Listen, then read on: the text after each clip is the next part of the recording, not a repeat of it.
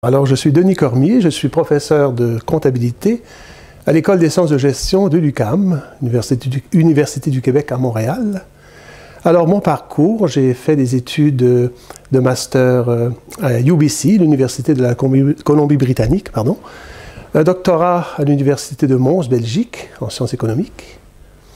Et, bon, je suis expert comptable de formation.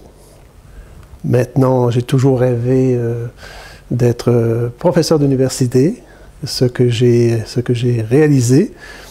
Par contre, ce que j'ai réalisé, ce n'est pas ce que je pensais que je réaliserais. Alors, je pensais être professeur d'université, j'avais des goûts d'être professeur d'université pour l'enseignement. Bien que l'enseignement m'intéresse énormément, j'ai développé des goûts pour la recherche. Alors, la majeure partie de mes activités sont au niveau de la recherche. Bon, alors mes travaux de recherche portent, il y a plusieurs thèmes, mais je dirais le thème central, c'est la fiabilité de l'information, la transparence dans l'information financière, non financière, communiquée par les entreprises. Et quand je dis non financière, ça englobe aussi la responsabilité sociale, hein, l'information sur la responsabilité sociale des entreprises, la gouvernance d'entreprise. Aujourd'hui, par exemple, à la conférence ici, la conférence portait sur la fraude dans les états financiers, des malversations au niveau du reporting financier. Donc, ce sont en gros mes axes de recherche.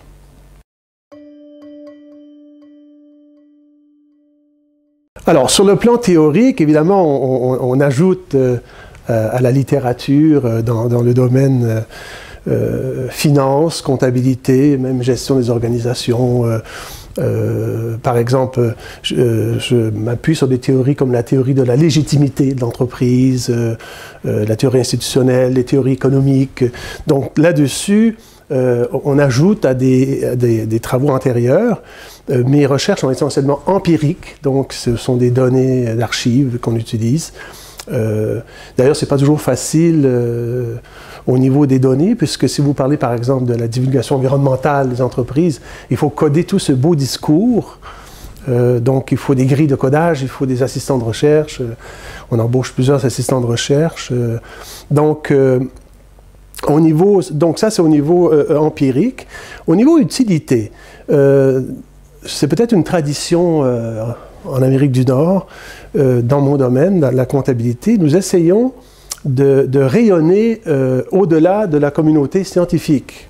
Bon, par exemple, nous essayons de publier les résultats de nos travaux, des versions abrégées, des versions, disons, plus accessibles à tout le monde, pas seulement les chercheurs dans le domaine. Dans des revues, nous publions dans des revues professionnelles, comme le CA Magazine au Canada, par exemple. J'ai publié quelques papiers aussi en France dans la revue du Financier, qui est une revue aussi accessible au milieu financier.